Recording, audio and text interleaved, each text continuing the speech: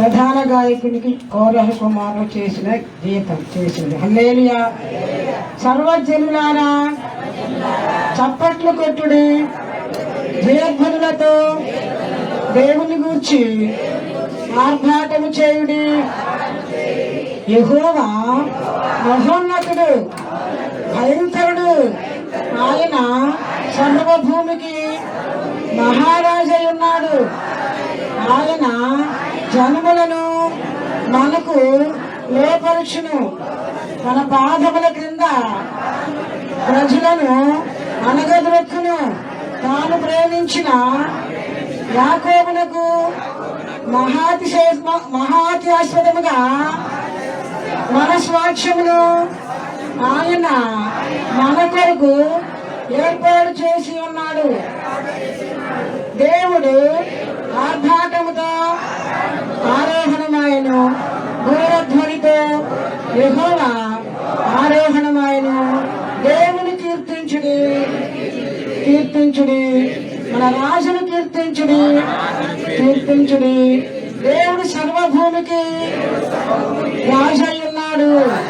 రమ్యముగా కీర్తనలో పాడుడి. దేవుడు అన్నజనులకు రాజై ఉన్నాడు. దేవుడు తన పరిశుద్ధ సింహాసనం మీద ఆసీనుడై ఉన్నాడు. జనముల ప్రధానులు అబ్రహాం యొక్క దేవునికి జనులై కూడుకొని ఉన్నారు. భూనివాసులు ధరించుకుని కేడములు దేవునివి. ఆయన మహోన్నతుడాయను. హల్లెలూయా. నిలబడితే ఒక విషయం పాడతారు. పరిశుద్ధ పరిశుద్ధ పరిశుద్ధ ప్రభువా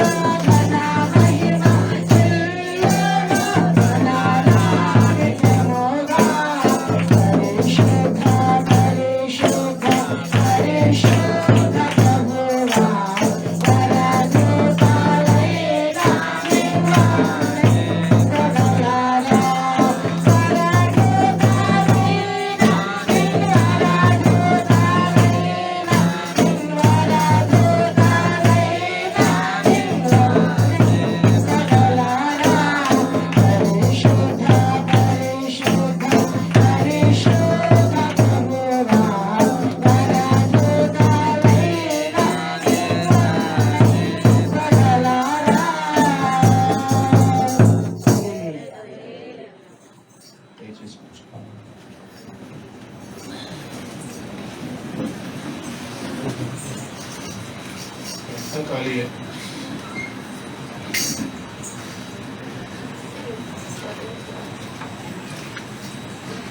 దేవుని పరిశుద్ధ నామమునకు మహిమ కలుగుగాక. ప్రభువైన యేసుక్రీస్తు నామములో దేవుని సన్నిధికి ఈ పునరుత్థాన దినం కూడి వచ్చిన మీ అందరికీ అందరికీ వందనాలు. దేవుడు అందరిని ఆశీర్వదించుగా. హల్లెలూయా, హల్లెలూయా. 47వ కీర్తన మనం చదువుకున్నాం. కోరహు కుమారులు రచించిన కీర్తన ఇది. బైబిల్ గ్రంథంలో 66 పుస్తకాలు ఉన్నాయి. అందులో కీర్తనల గ్రంథం 150 కీర్తనలు ఉన్నటువంటి అతిపెద్ద పుస్తకం. ఇందులో ఎక్కువ కీర్తనలు రాజైన దావీదు రచించగా, ఆ తర్వాత కౌరవ కుమారులు కూడా ఎక్కువ కీర్తనలు రాసినట్లుగా మనం చూస్తున్నాం. ముందు జరగండి. నాకు చెప్పడం అలవాటు, మీరు చెప్పించుకోవడం అలవాటు. వాళ్ళు వచ్చారు కదా, వాళ్ళకి ప్లేస్ ఇవ్వాలి కదా. స్కూల్లో పిల్లలే ఉంటారు మీరు.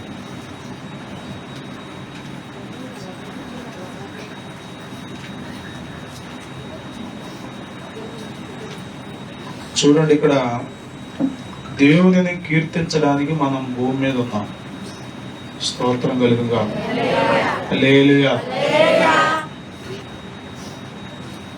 భూమి మీద మనిషిని ఎందుకు కలుగజేశాడు దేవుడు అంటే కేవలం ఆయనను కీర్తించట కొరకే.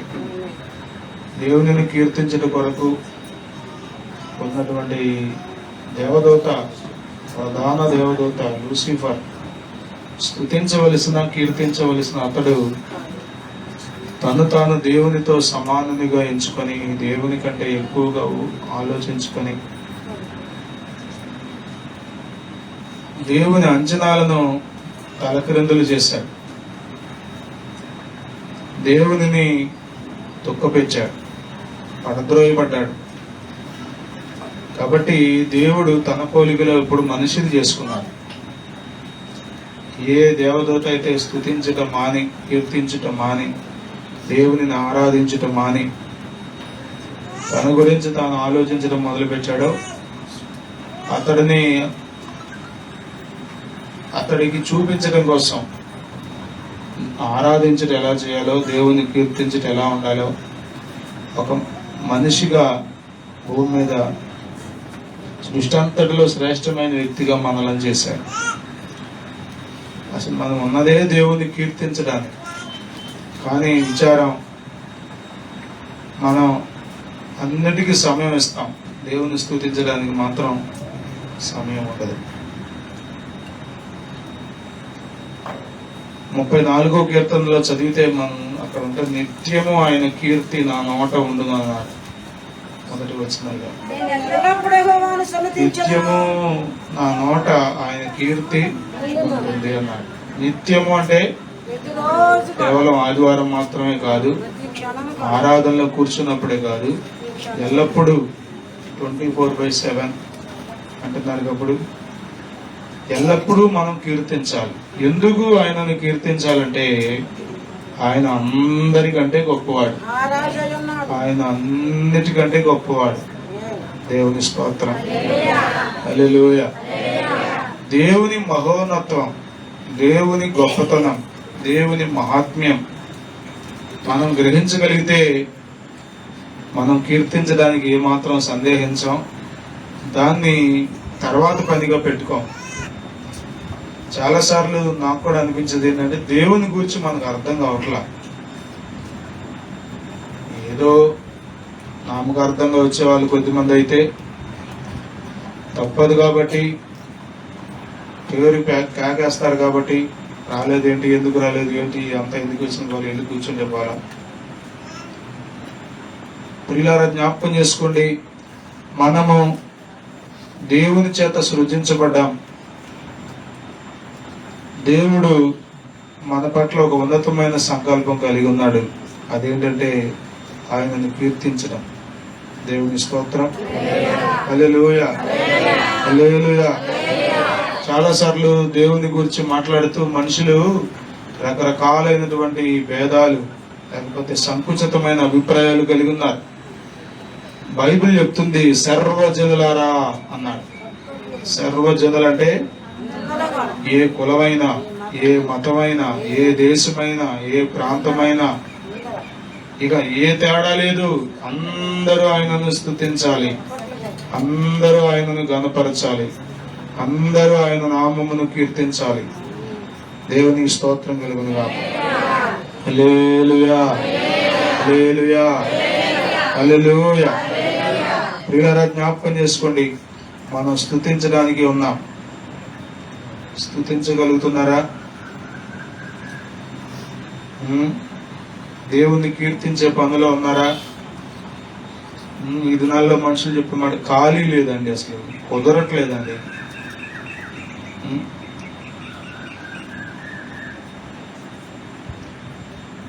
మనిషి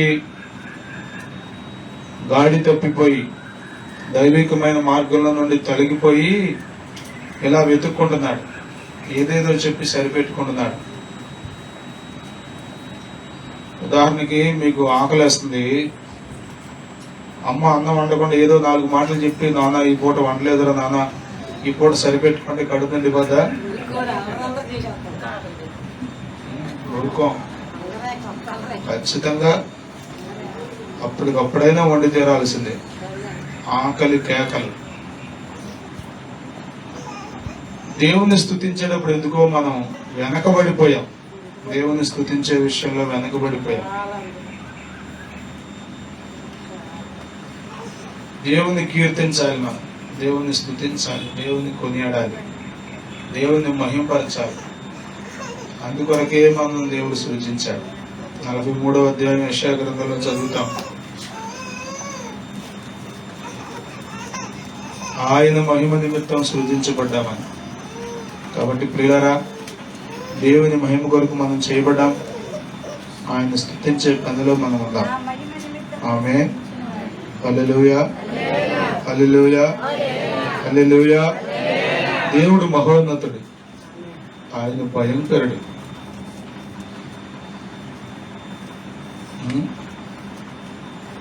దేవుని యొక్క ఆ ఔన్నత్యం, సావరెనిటీ అంటాం, ఆ సార్వభౌమాధికారం మనకు అర్థమైతే గడగడ ఒడుగుతూ దేవుని సన్నిధిలో ఉంటాం. అందరిలో అంటాడు కాదు ఈయన, అందరిలో ఒకడు కాదు ఈయన. ఈయన సృష్టికర్త, ఈయన మహోన్నతుడు, సర్వభూమికి రాజు అయినాడు. హల్లెలూయా, హల్లెలూయా, హల్లెలూయా, హల్లెలూయా. ఈయన అందరికీ రాజే. చాలా సార్లు ఎలా మాట్లాడుతూ ఉంటారు అన్ని జనులు, మీరు దేవుని పిల్లలుగా, దేవుని బిడ్డలుగా. మీరు అర్థం కాని విషయం ఏంటంటే అందరికీ ఆయనే రాజు. దేవుని స్తోత్రం. హల్లెలూయా, హల్లెలూయా, హల్లెలూయా. ఇప్పుడు ఆంధ్రప్రదేశ్ ముఖ్యమంత్రి గారు చంద్రబాబు నాయుడు గారు ఉన్నారు కదా, జగన్ గారికి ముఖ్యమంత్రి ఎవరు? జగన్ గారు కూడా ఆయనే.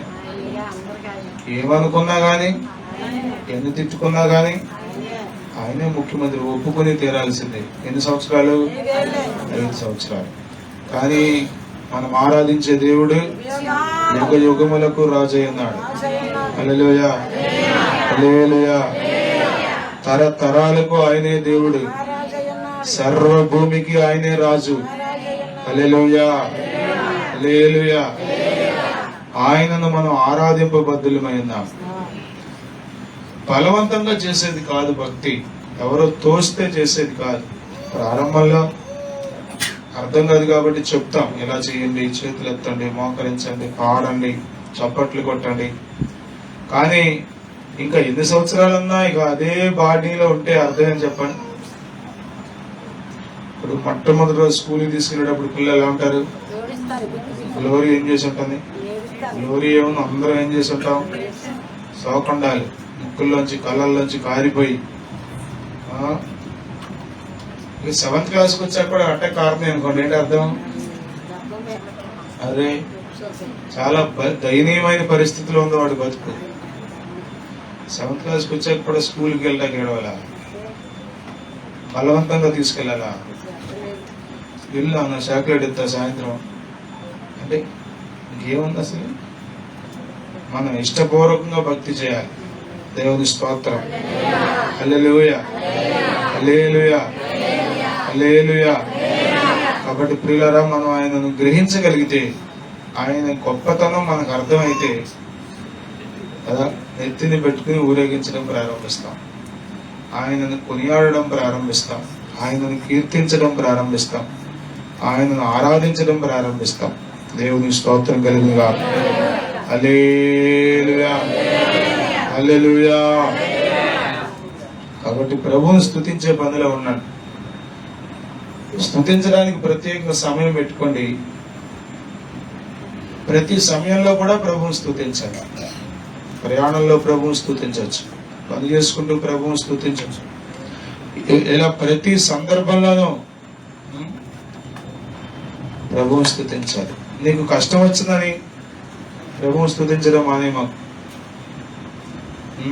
ఆయన నామం స్తుతి నొందదగినది.